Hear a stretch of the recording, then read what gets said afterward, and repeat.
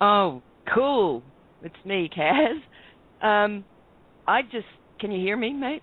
It's always a bit dodgy from down here. My Skype messes up so much. But this Clear morning as a I bell. really, oh, beautiful. I've kind of wanted to say this for some time, and I was actually in the main room sort of typing out the general thought of this and I didn't hear the beginning of, I believe it's Patrick. Sorry, mate, I didn't know your story, although some people were talking about it before I got on a call here in the kind of midnight hours, just a few hours ago for me, my midnight hours. But something that I'm hearing coming up over and over that I'd just like to bring to the table, and it's this whole idea of ownership, because I'm feeling it really strongly that it's tripping people up. There's something we all need to really examine, in terms of the need for ownership. And I did hear you, Patrick, say my property when they said get out of the vehicle, and you said this is my property. And I just, like I said, I've heard this over and over with different people, and it just keeps popping out at me. So I'm not using you as an example and saying you did wrong. You did fucking awesome, mate. I'm so impressed. It's brilliant. But just this sort of detail to bring it out in the open.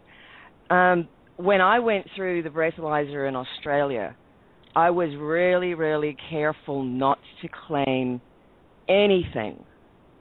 Because what happens from, on the spiritual anagogic, whatever, however you want to look at whatever label you want to use, what happens when you don't claim anything is there's no way they can pick a fight with you. You're not being offensive. They can't charge you with anything if you claim nothing. I am no one. I am no thing. It's like, who are they going to arrest? Nothing. What are they going to charge you with? Who are they going to charge? No one.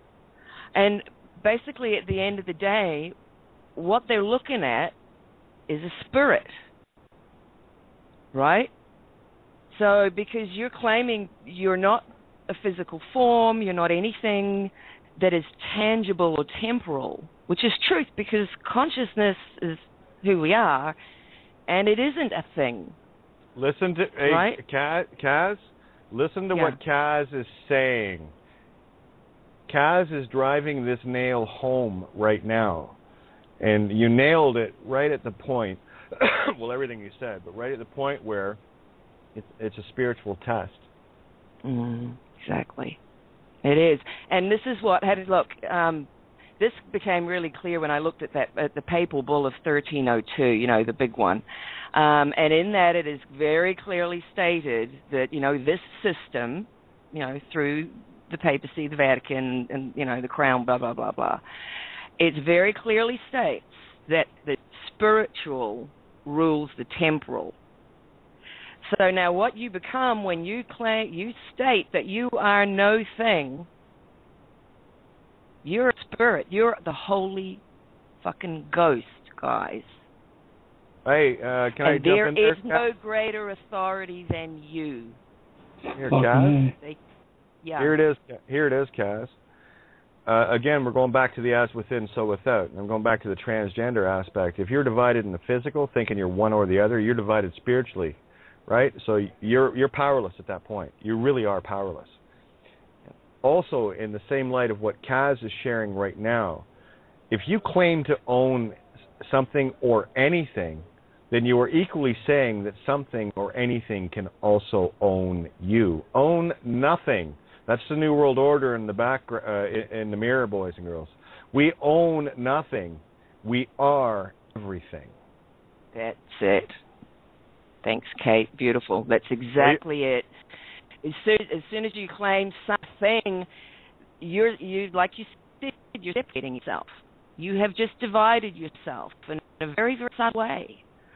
It's an interesting little trap, and they'll get us on it every time if we fall for it. And the thing is, why do we need to own anything anyway if we're consciousness in an apparent, sort of like full immersion virtual reality game? what are we owning? You know, I mean, you can look at this in a lot of different ways, and every way you go, it sounds freaking crazy.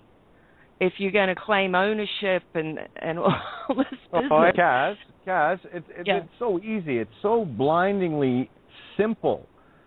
Why do you think they're called possessions? Yep. Where are your possessions? You know what a possession is? Well, that's, listen, if you can be possessed by material objects, then you also in turn can be possessed by demons, inner demons. Remember, play the anagogic here, guys. Watch the energies as they flow and ebb back and forth. That which you agree with, you are exactly. That's a traitor or traitor. Both are equally deadly. The point here is if you are possessed of anything, then anything can be possessed of you. You get in the notion of no pedestals, no glory, no fame, no ownership, humility. Now these concepts really getting across, because that's where you need to be. And if you are in any form of belligerence, don't worry. Universe knows. And guess what plays out in the temporal? The spiritual. So if you don't know quite who you are just yet, don't worry. The universe will show you. And that's why when people come to this table with these victories, and they are, I already know they are. That's my first assumption, because you've got something to bring. It's a victory because you're bringing experience, Christ. Okay? So I'm going to look for the wisdom in that experience that you, as the Christ, found the wisdom. Now, whether you see that wisdom right away or not, I guarantee you I'm looking for it. That's all I'm looking for. So where people see a contrast of, I did this wrong. No, you didn't. What I am doing at this point is taking that beautiful canvas that you've wiped clean and getting right down into the nitty-gritty and the cracks and popping out anything that could still be there, tainting your masterpiece. And that's it. This is not about, like Buddy last night. Oh, you've offended me, or I'm so offended. Bye. Well, I mean that literally. Duality. Bye. See you later. So what Kaz has brought up, and yeah, we do talk about this, but I'm glad that Kaz has brought this in from this perspective and shown it. Kim, mute your mic, bud. Oh. Thanks. Yeah, I know, eh? It's all right. Okay, so what Kaz has brought to the table,